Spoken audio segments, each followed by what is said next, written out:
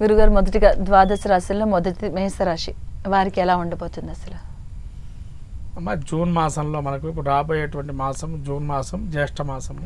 ఈ జ్యేష్ఠ మాసంలో మనకు బ్రహ్మ అధిదేవుడు. ఓకే. అంటే ఒక్కొక్క మాసానికి ఒక దేవుళ్ళు ఉంటారు. దేవత అనుగ్రహం కలగటానికి ఆ మాసంలో ఆ దేవుడిని ఆరాధన చేయొచ్చు. ఓకే. అట్లానే మనకు చైత్ర మాసంలో లలితా పరమేశ్వరి రాముల వారి ఆరాధన ఎక్కువగా చేస్తాం. తర్వాత వైశాఖ మాసంలో విష్ణుమూర్తిని ఆరాధన బాగా చేస్తాం. జ్యేష్ఠ మాసంలో బ్రహ్మారాధన. మరి బ్రహ్మను ఆరాధిస్తే ఏమిటండి ఏం కలుగుతుంది అంటే, బ్రహ్మను ఆరాధన చేయడం తేజస్సు పెరుగుతుంది.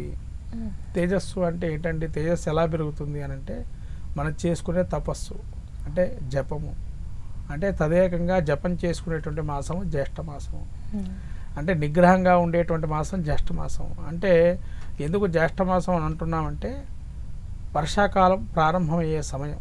ఇక్కడ పూర్తిగా వర్షం రాదు, ఇంకా వర్షం ప్రారంభం అవడానికి మొదలవుతుంటుంది.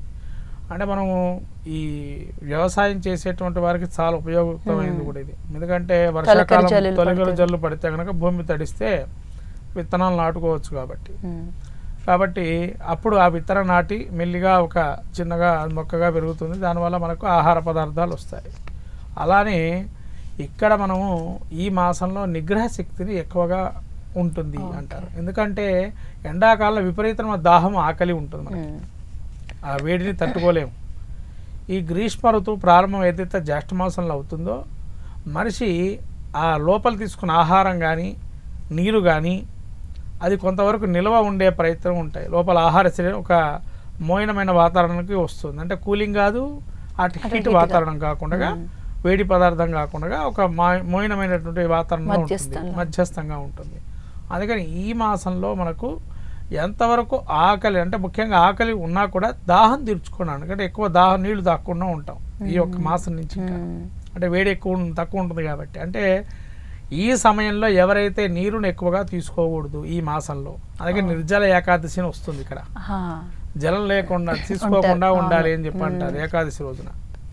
అదే రంజాన్లో ముస్లిమ్స్ కూడా జలం లేకుండా 4 రోజులు చేస్తారు. మనకేమో ఈ ఒక్కరోజు నిర్జల ఏకాదశిగా మనం పెట్టుకున్నాం. అంటే మనకు ఉండేటువంటి అంటే సాంప్రదాయాలన్నీ కూడా కొన్ని అనిపిస్తూ ఉంటుంది, వాళ్ళకి అట్లా పెట్టారు కారణం ఏంటి అని మనం కూడా అనుకుంటాం. మనకు కూడా అలాంటివి చాలా ఉన్నాయి. అంటే ఆహార పదార్థాల నియమాలు పాటించే ఇక మనకేందంటే అనారోగ్యాల వల్ల మనం వేసుకునే మందుల వల్ల అవన్నీ పాటించలేకపోతున్నాం. కార్తీక మాసంలో కూడా మనం వింటూ ఉంటాం కదా, ఉల్లిపాయ తినకూడదు, ఈ రోజు ఈ కూరగాయ తినకూడదు.